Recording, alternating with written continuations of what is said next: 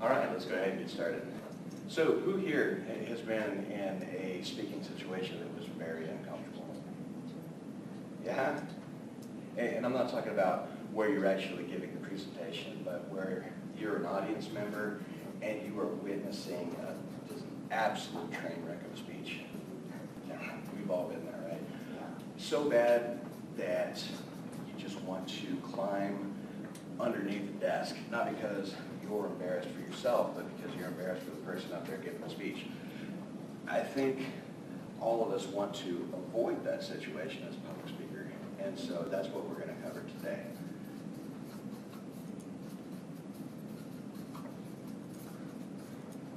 What we're going to focus on is what to focus on, as well as common pitfalls that we run into as public speakers.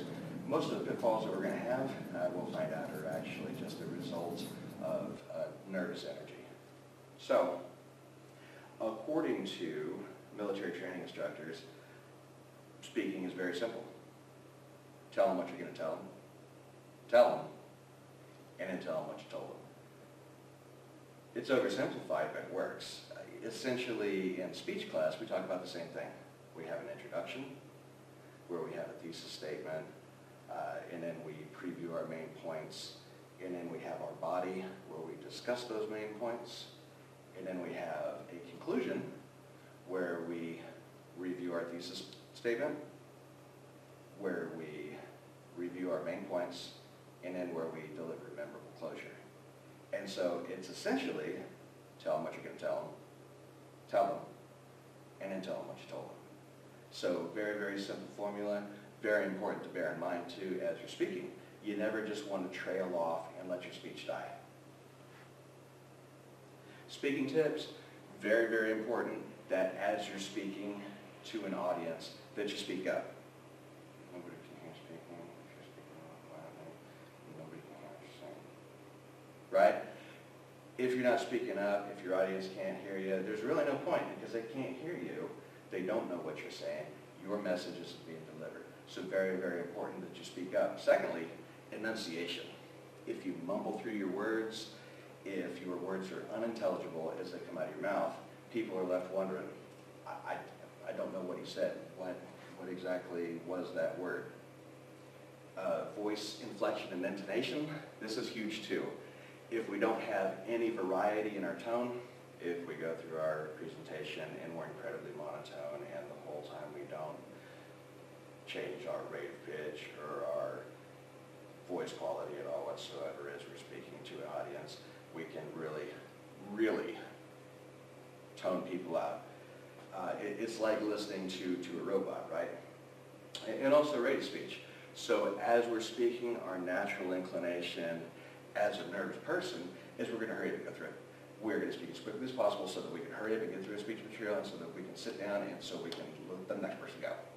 But if we don't stop and if we don't take a breath and if we don't slow down, people can't catch up.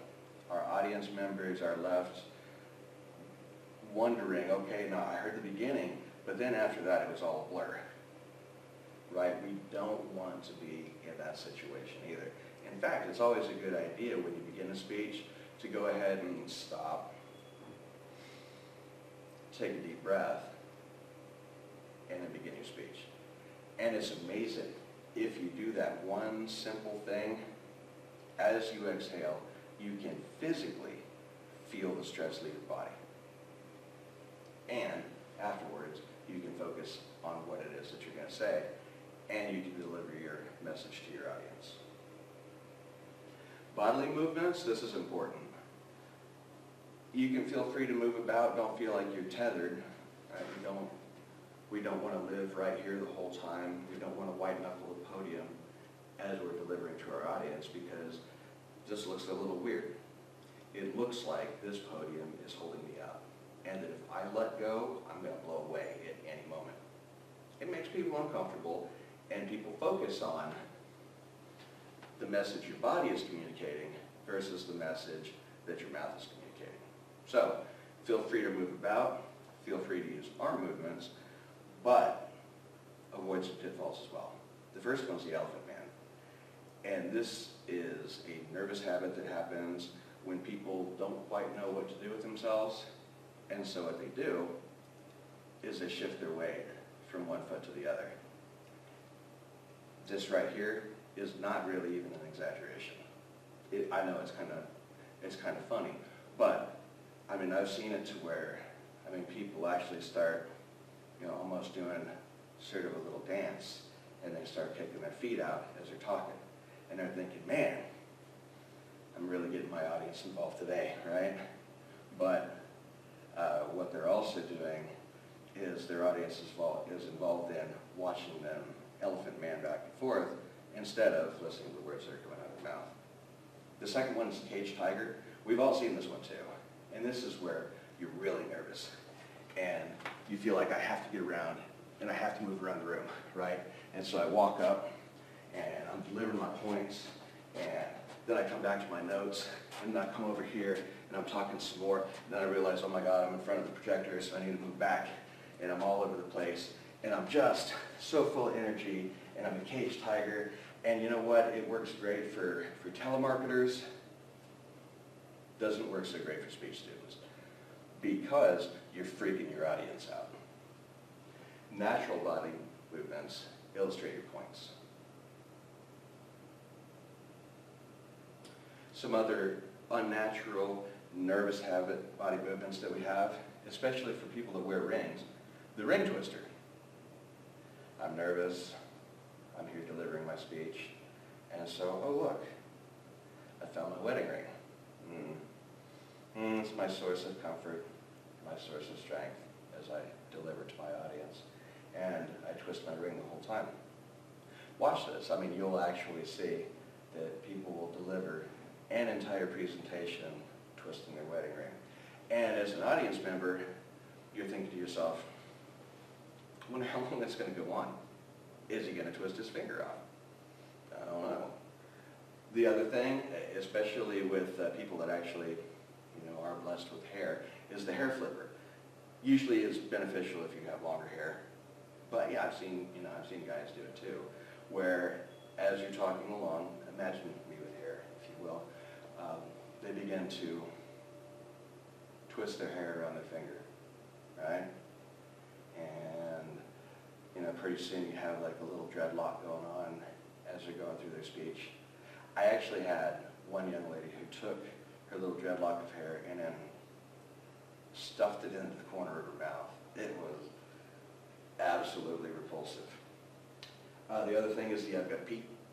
The I've got pee is one of my personal favorites as far as being uncomfortable, because, again, I don't know what to do with my hands. I'm in front of all of these people. I certainly don't want to have them out to my sides illustrating a point, so I'm going to keep them in my safe zone. That's right, ladies and gentlemen, the fig leaf. It's also known as a fig leaf too, but it is the I've got pee. That's what I like to call it. And especially if you can combine this one with the elephant man, it really sort of adds to the whole message that you're conveying non-verbally. And then the flapper. The flapper's a fun one too, because the flapper is one where, okay, I got busted the last time for doing a fig leaf. I don't want to do the fig leaf anymore. I was told to use natural body movements to illustrate my point. And so I'm going to communicate my point with my audience. And so what you look like is a crazy combination between the Birdman and Donald Trump, right? Because we're just right here. This is us. Not a good place either. The flapper is distracting. Don't do it. Presenting to your audience is important as well. Especially as we get further on in our speeches, we're going to have visual aids, just like mine up here today.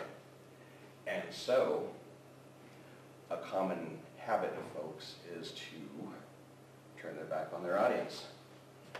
And as they're presenting, the entire time, because they didn't bring note cards with them, what they're doing is they're presenting to their slides. This is uncomfortable as an audience member. If you can imagine, I'm telling you, don't turn your back on your audience. Make eye contact and engage the room. Just don't make it creepy, right? Turning your back on your audience is never a good idea. All right? You always want to utilize your note cards, and you always want to know where you're at in relation with your PowerPoint presentation. How do we get there? We get there with some practice. Now, on the topic of eye contact, again, we want to be sure that we're sharing love with the entire room. We don't want to fixate on one person, because if we fixate, if we find that one source of comfort, and you're going to find it in every audience, you're going to find that one person who's smiling, who's giving you positive vibes. We're like, man, I like what you're saying. I like what you're saying a whole lot. And so, as a speaker, you tend to gravitate towards that person. You're like, oh, all right, there you are. You're my person. You and me, we're going to make it through this speech together, right? And so you fixate. You fixate on this person, and you deliver your entire speech to this one person. And it's freaky. It's freaky for the person receiving that attention. It's also freaky for the rest of the audience, right? Because the rest of the audience is like, well, where's my love? How come there seems to be a connection here, but he's completely ignoring me? So, definitely make eye contact, spread the love. Don't make it creepy.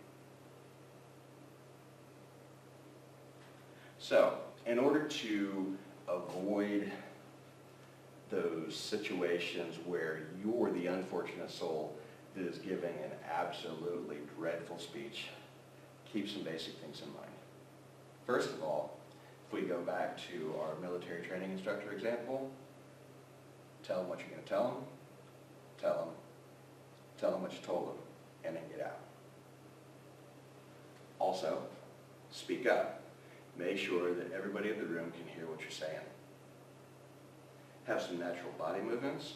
Talk to your audience. Have some fun with it. I mean, that is one of the best things that you can do here. Pick a topic that you're good at and have fun with it. Explore it with the audience as you're getting positive feedback.